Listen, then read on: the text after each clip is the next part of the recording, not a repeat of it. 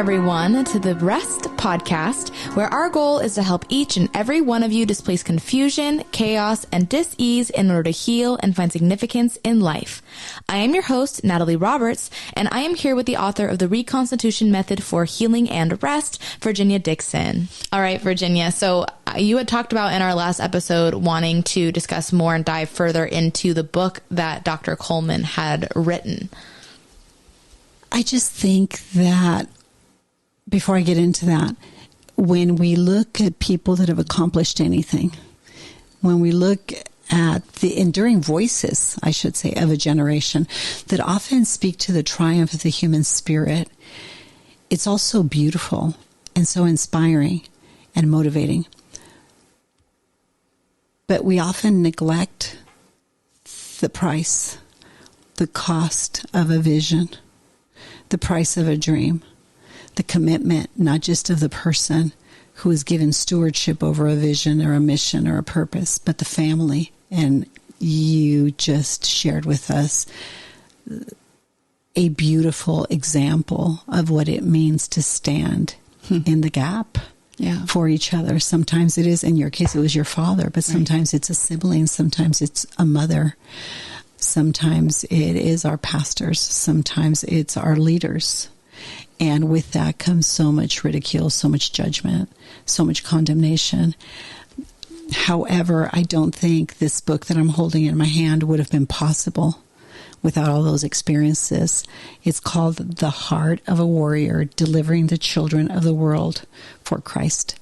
I'd like you to tell me how the pilgrimage of your life and the story of your family contributed to the inspiration for this book.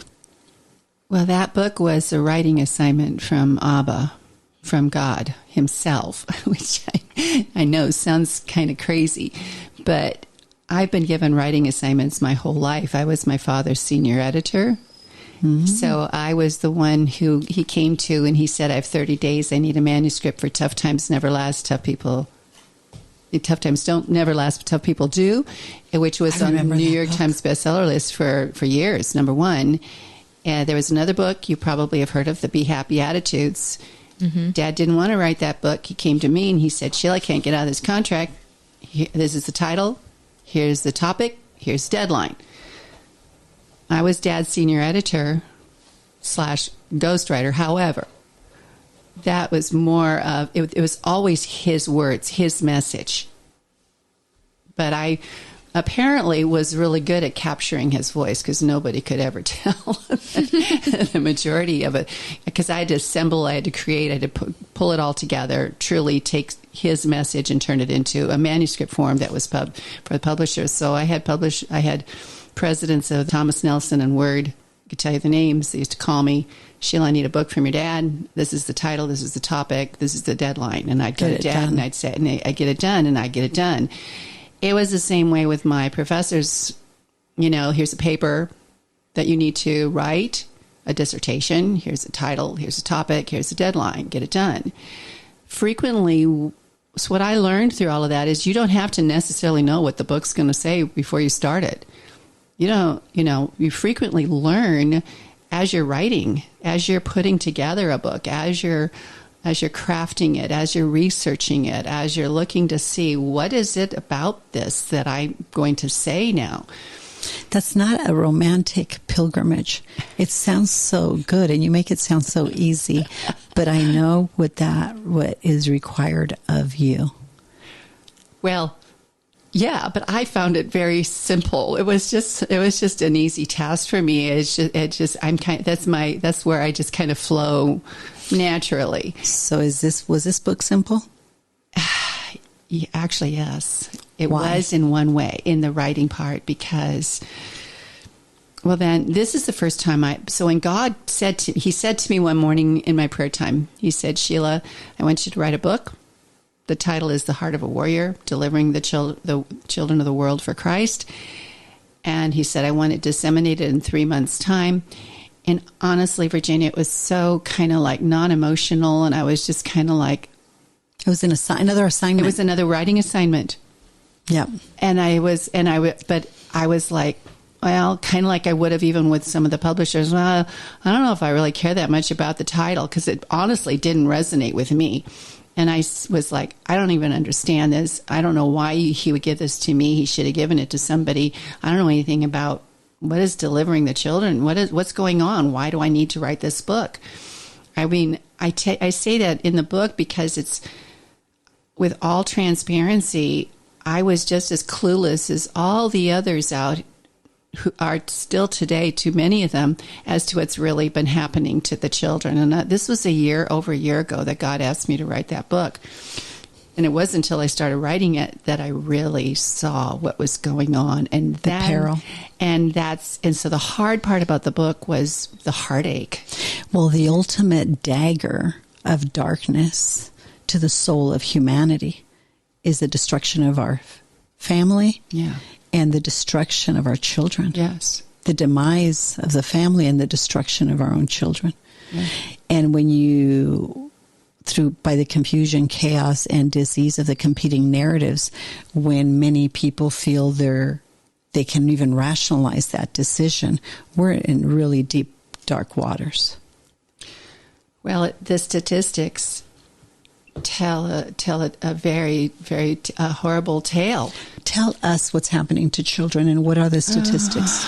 Well, I'll just tell you the one that broke my heart. And there's I've called it the list, and it's what God just revealed to me, including what was going on in the schools. Now, mind you, this was over a year ago that the schools were losing parental rights. The God-given parental rights have been stripped away. There's a battle over that, whether we like to acknowledge Parents are losing parental rights. It's being stripped away from them. Why would government want rights over our children? Well, I don't consider myself a political person, but I actually heard about this concept back when I was taking one of my master classes, and this was in about 1994. And I'm pretty sure on that date. And we were told to read a book. I didn't understand the book, but the professor was a espoused socialist Marxist. And I was like, I don't get this book. I'm reading it. I read it again. I don't understand what I'm reading. I read it again. Finally, I was going, you understand what you're reading. You just don't understand what you're reading. what they're saying. How could this be? It was an escape from reason, as Francis Schaeffer would say. We were invited to embrace something that was an escape from reason. So it's a conflict you felt within yourself. I could not comprehend how they were saying that teachers and schools and they should have the rights of the children over the parents, that the parents should be stripped of their rights. Property. They see people as property. That's dangerous. Well, and they wanted to have the say. They wanted to, So this whole, I made the mistake of thinking it was a fringe ideology at the time. So did many great thinkers of the time, but now looking back, we see that the Dr. Dobsons of the world were trying to warn us. Yeah. The Verna Hall, the Rose Slater, the great leaders of our time, many, many people rose up and tried to warn us of the tsunami that now has hit. It has hit. It has hit. Mm-hmm. So that's just one of the many in the list, but it's a call to prayer, to pray for them. But an act, yeah. And prayer precedes action, or should accompany it. Well, when we pray, we are given directives in that inner sanctuary of our soul where we commune with the creator of the universe. We're given directives. We're given inspiration. We're given a specific course of action, and there is no fluff, and it will be successful and productive. But if prayer becomes a form of rote venting or random affirmations or declarations, then we become frustrated because we wonder why our prayers aren't answered. When prayer is really an opportunity to go deep, deep, deep into the inner chambers of our soul and listen. It is. Prayer is also a weapon. Yes, it is. That's why it's a weapon, because the power comes from the inside out. Right. That's and right. If not, we're driven by our good intentions, which are generally compelled by our reactivities. instead of being inspired, right? Mm-hmm. From the inside out, the power and the authority of God at work. Right. And the dwelling place of God is man, but that power and that force field has to come from the inside out, right? Yes, it can't stay within you. So ultimately, what you were assigned to this book by God himself, and writing it didn't just flow. You were wondering what you were exactly writing. So it was I didn't know what it was about at the beginning, but it did pretty much flow. I mean, it was very much, I call it God breathed.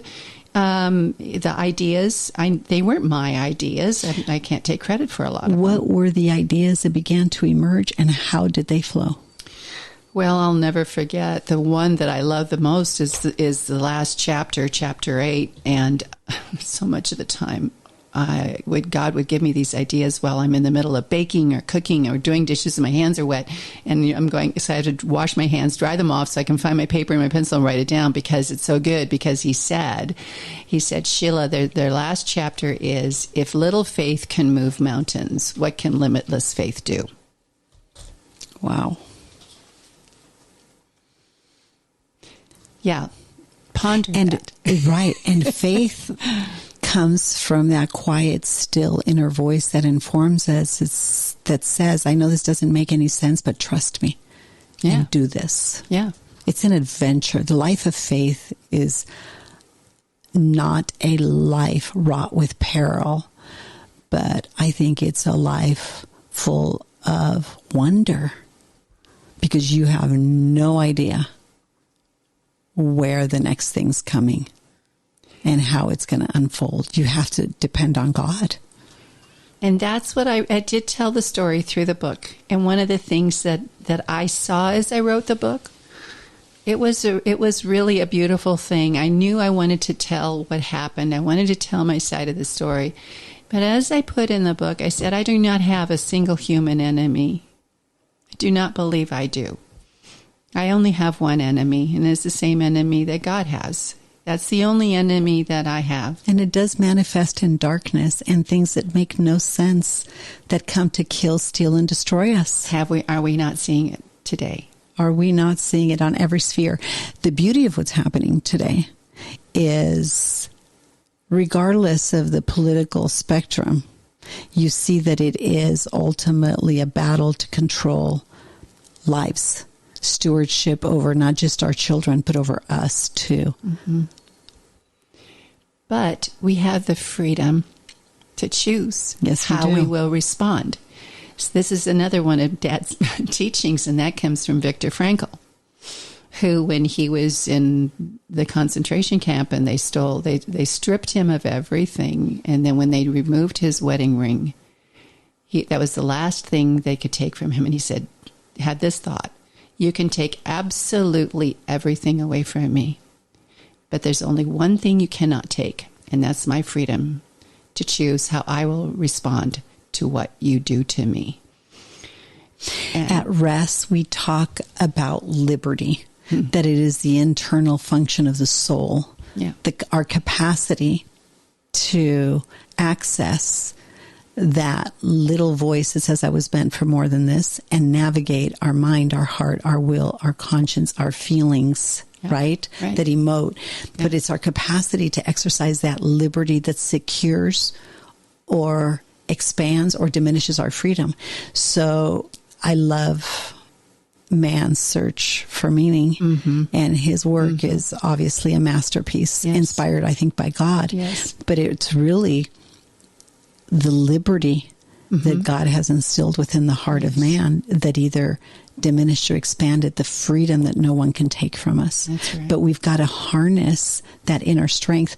You know, when we were talking during the last segment, I thought, you have the heart of a warrior. God had to give you the heart of a warrior, but you had to decide to step into that space to say, no, this is not Dad's battle. This is our conversation, because what we're navigating and dealing with isn't just happening to me and my family. It's happening to all of us. And to some extent, I see that character and that conscience in you, where you show up to engage people at that level of reasoning. And I think that sustained you. And I know that's kind of deep, but when I look at you and I speak with you, I see that substance in you. But you said, here, send me.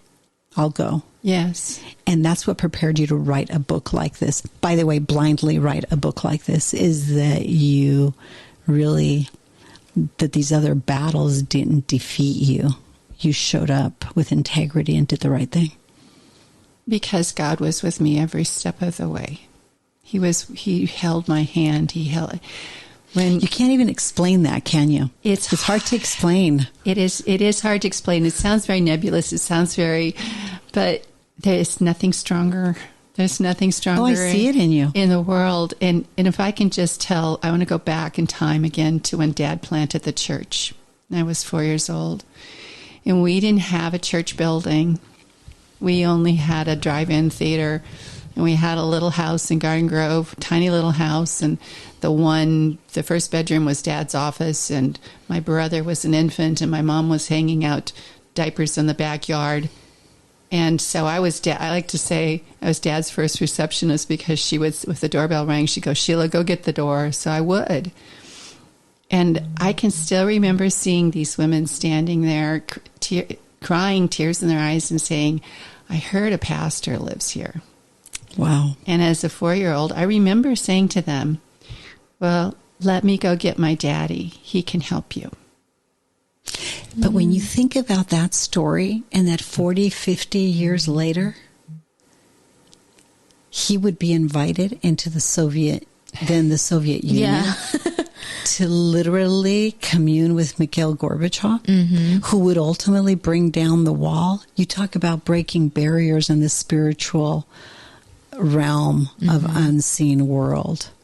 And for all the judgment. I have goosebumps you talking about that. Oh my gosh. Well, you see the judgment that came upon the family and upon our community, and the shame that came upon Orange County. Everything. It's like, how many people can we take down with a pastor?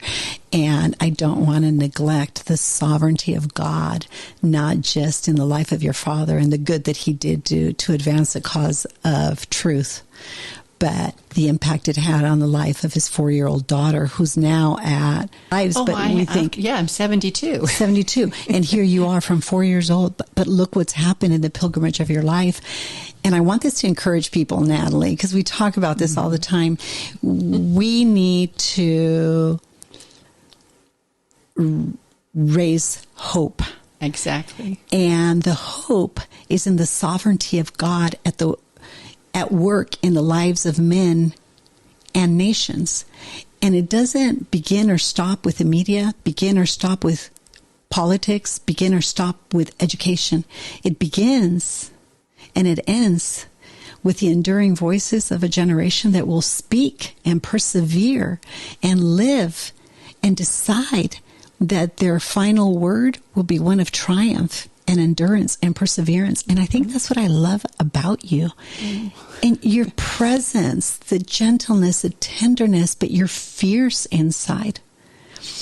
What was the one thought that this project left you with in terms of the inner strength and the work of God in your life that helped you begin and complete it? Being trained to look at the stats and go look and dig and deep. And as I went and I saw that, and the one that appalled me the most, and we're looking at the stats for starvation, orphans, you name it, stealing, killing, and destroying children. It's going on internationally. But it was the statistic on suicide, ages 14 to 17, I believe, tripled. In what period of time? It's in there. I do not remember. But do you remember what chapter it was on? The time to fight is now. because that's what when I read the statistics, and I allude to them in the beginning, in the introduction. I allude to them in that one, and then there's a prayer guide in the book. We actually gave prayers for people to read, because not everybody knows how to pray prayers. The kinds of prayers that need to be prayed to deliver children from these attacks. And I just decided that when I read that, I was like, enough is enough. We have so many people that want to gift healing to their friends and family members. Due to popular request, we've officially created the Gift of Rest package for purchase. Please go to theplaceofrest.com/wholeness packages to view the Gift of Rest. If you've been listening to our podcast regularly and are now wondering, what's next, or how can I get more support? Our Day of Rest course is available to support you in your pilgrimage. Use the promo code PODCAST, all lowercase, to receive a 10% discount for our introductory Day of Rest course. Now back to the show. Yeah. I just felt this sense of mother lioness roar kind of a thing that just welled up within me. You know, I am a mother. I've got 4 sons. I'm a grandmother. I have 9 grandchildren. I'm an educator. I've loved children. And when I started to see the condition of the children in the entire world, I just became really, truly well, it's like Gary and angry, Dobson said. To be honest, a righteous indignation and saying, I'm not. And it was similar to standing as between me and Dad and the attacks that were coming at him. And I feel the same now.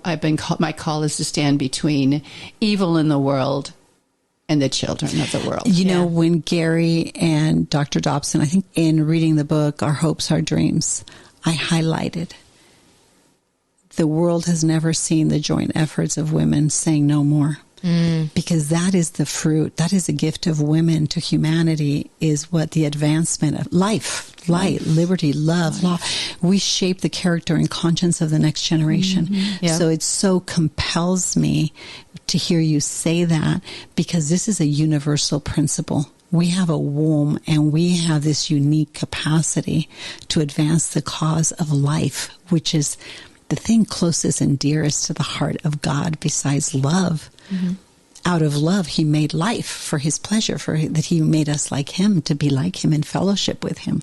So you see that the fire in the heart of a woman is this one step too far, one straw too many. This is where I get off of the political, philosophical agenda. This is where I just stand for life and goodness. So I see that in you. I see that in your book. This chapter that you mentioned, the time to fight is now, fiercely displacing the confusion, chaos, and dis-ease of the age. And that's what you're attempting to do by bringing awareness and calling women to action. Yes, ma'am. Closing thoughts. Natalie, did you want to say something? I was just going to say that, I mean, I think today's society, especially with this whole feminism movement going on right now, that is just crazy. This book is so refreshing, especially, you know, obviously coming from like the Christian perspective of like, yes, we are women. Yes, we are fierce. Like, hear me roar. Right. But I know that there's also a lot of women that feel like they don't have that they can't step into that place. And I know that every single woman has that capability, has that fierceness within her by design. Absolutely. And I mean, I was just thinking about it while you were talking. The fact that we give birth it speaks to that, because that in itself is long suffering. That in itself, you have to be a warrior in. It is a hard thing to do.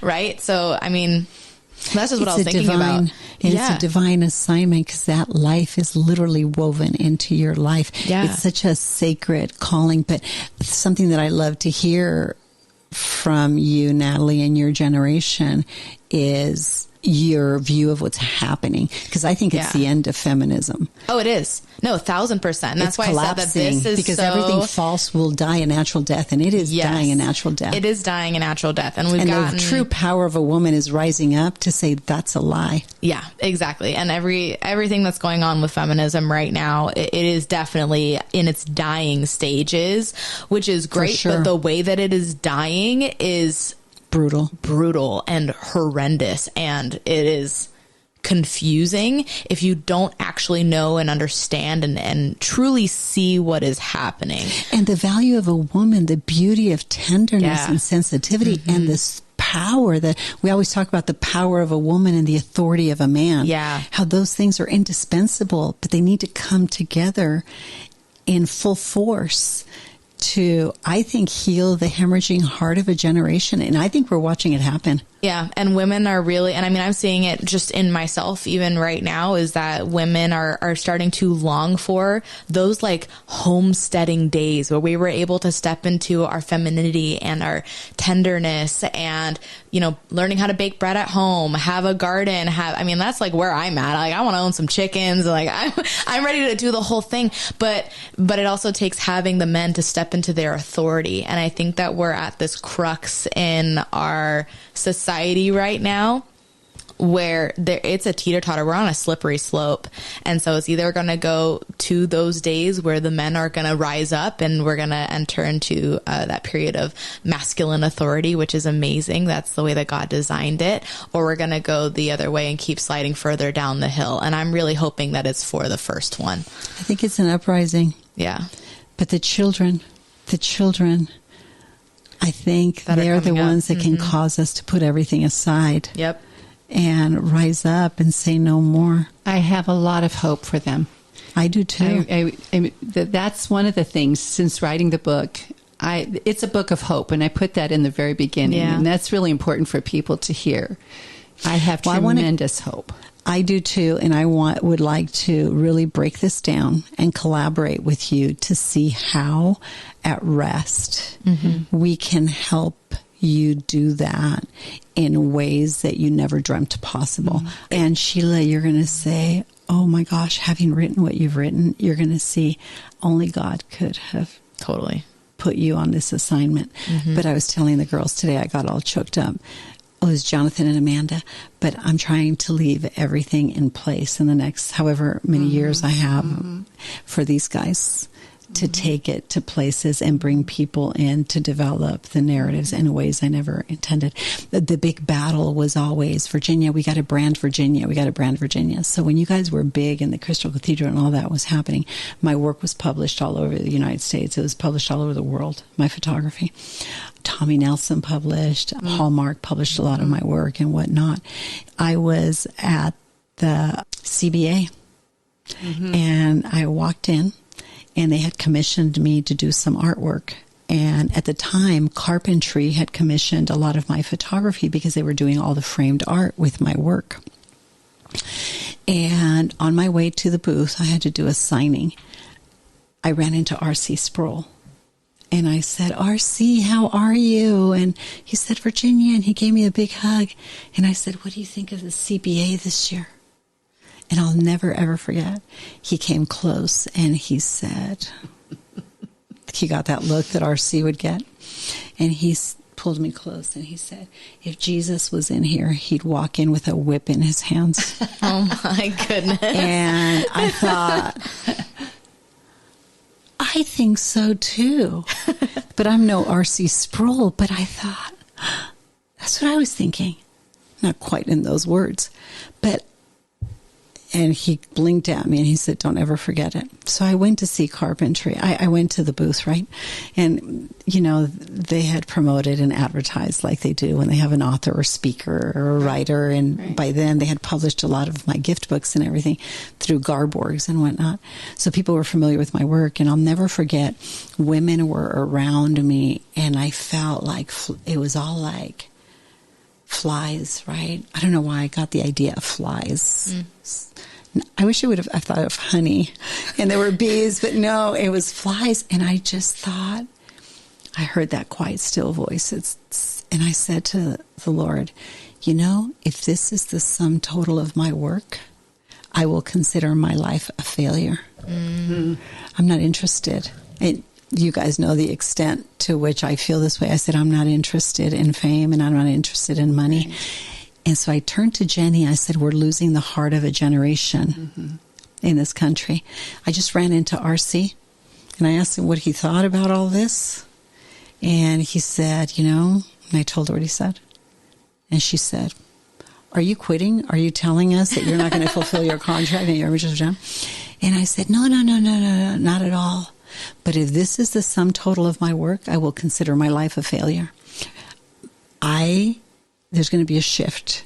There has to be a shift. I can't sit here and collect these amazing royalties and take these amazing pictures. I love photography. I see the world different through the lens of a camera. So it was my love and my passion. And I said, no. I just can't keep going down this path, and you need to know. So next thing you know, she comes back and arranges a meeting with Honor Books, the president of Honor Books at the time. And next thing you know, at the end of the conference, I'm sitting in a round table discussion with the president of Honor Books. She says, I want you to tell him everything you told me this morning, when we were doing the signing. And I said, well, I just have deep convictions about losing the heart of a generation. And I think we're dealing with a hemorrhaging heart of a generation. I saw this beautiful guy the other day at a restaurant, and it says, born to hate. Mm-hmm. And I asked myself, what went wrong in America? What's happening? Now, as an immigrant, I have a lot of things I'd like to say, but nobody's listening. Because I became a Christian because I read the Federalist Papers. But I know this, when America ceases to be good, America will cease to be. This form of government, right? Liberty to secure freedom. That means making decisions of conscience. We are truly on a precipice, our country. We're in a precipice. Truly on a precipice. But the exciting part, Sheila, for me, is I saw it when I was in high school. I'm 63 years old. And I was so excited. I thought I was going to go to class and we were going to have this amazing debate, and it would be the beginning of my career as an attorney, and I was going to get involved in government and politics, and I had this Pollyanna view of how things were going to unfold. And I found myself getting angrier and angrier and angrier. People didn't care. So I thought, screw it, forget it. I guess I'll be a therapist. And then I went to study psychiatry and psychology, and I thought this hole is deeper, it's broader, it's wider. And so I didn't have a place to go. And so I went into this desert experience, which is good. This is the first time I've recorded all this stuff. I went into this desert experience, Sheila, and I started reading Jay Addams. I started reading Man's Search for Meaning. I started delving deep into philosophy and theology and the sciences. And then I thought, wait a minute. Ultimately, it's confusion, chaos, and dis-ease and all these disciplines that's dividing us. So the whole system's imploding because something is undermining our capacity to reason. Then you start reading books like The Underground Movement of American Education by, I think it was Gatto, that was awarded Teacher of the Year. And then he started exposing. So then I realized, wait a minute, there's an uprising. And then there's Miss Hall that transcribed or wrote or compiled the Noah Webster 1828 dictionary, father of the English language. And then I realized, wait a minute, we've lost the language of liberty. That's why freedom is slipping. They're losing their story. Yeah. But I've been hearing from, and I'm not in political sciences at all, but the socialist Marxism, we're seeing people who come from those countries are all saying, they see all the red flags. They start doing this, they start doing that. One is they start taking possession of the children, they start taking away, they change the language, they start to take down the history, erase the history, rewrite Natalie, it. Right? I want you to wrap your mind around what Sheila's saying. Okay. My dad was having these conversations with me when I was 7, 8, 9, 10, 11, 12, 13, 14, 15 years old. By the time I got to high school, I knew the CIA was involved in the assassination of President Kennedy. I knew my dad. Now, I had debates and arguments with my dad because I was probably more of a Democrat than anything, but not that my dad aligned himself with any party. He was just an educated man. They come from a family of educators, so they understood what was happening globally. So here we are, I'm in my 60s, and I just have one thing to say. My dad was right. Yes. And when I found myself at this CBA with other words in a different context, I'm still trying to have the same conversation I was trying to have when I was 17 years old, and nobody cared. So when I found myself around the table with the president of Honor Books, this was very interesting, because they offered me an incredibly lucrative publishing agreement. And I'll never, ever forget looking at my 2 little girls sitting around the table and my husband across from me. And he looked at me and I looked at him. We'd been married 20 years.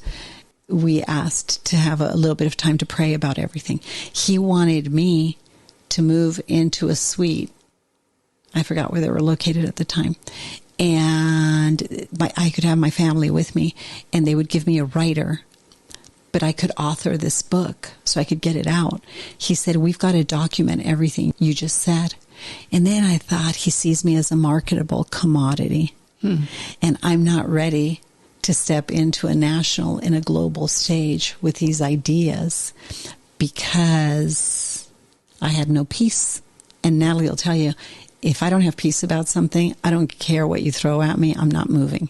Yeah, no, she'll sit there for months. It doesn't matter. If she doesn't have peace, she's not moving. Because you learn, right, that our good intentions lead us to hell. And I literally was thinking about this the other day because my husband and I are planning on moving to Austin, and God's kind of pushing us that way. And I've been feeling that way for like 2 years, but God kept saying, wait. And it was very hard to stay patient. And I heard or read something recently that said, what if God isn't just telling you to wait just because it's not the time? What if he's actually trying to protect you from something or protect you from yourself before you are wise enough to move into that space? You might end up making a decision that could essentially hurt you, hurt your family.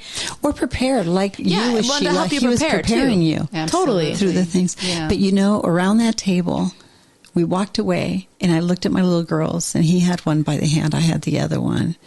And they were looking like, are we moving, or what just happened? And they were curious.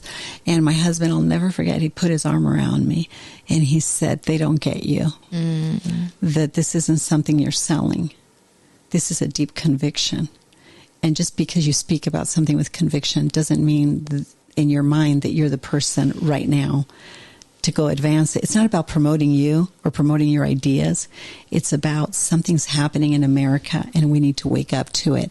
And let's change the conversation we're having. Let's explore that. But they saw me as a marketable commodity, but it wasn't the time. Yeah. I have some thoughts and ideas, but that'll have to wait till we are able to really dream together and see what God will do with those dreams. I would love it. Knowing, ladies and gentlemen that are listening, that when you dream, yes, it's wrought with sacrifice. There's peril, but it is worthy of... Well, Dad said, I'd rather attempt something great and fail than attempt nothing and succeed. Yeah. I love it. Well, I can't wait to see what becomes of this book, because there's something great here, and we're going to have to put our heads together. Absolutely. Thank you so much, Sheila. Thank you. What a joy. All right, everyone. To get in touch with Dr. Coleman or attend her church, Hope Center of Christ in Orange, please go to hopecenteroc.org. Also, join the conversation of Heart of a Warrior by going to heartofawarrior.net and purchasing her book on Amazon. For updates about R.E.S.T and this podcast, please visit our Instagram or Facebook, The Place of R.E.S.T. If you would like more information about Virginia or to support and join the cause of R.E.S.T, please go to theplaceofrest.com/donate or call 949-289-5935. Thank you for listening to R.E.S.T with Virginia Dixon. We'll see you next week.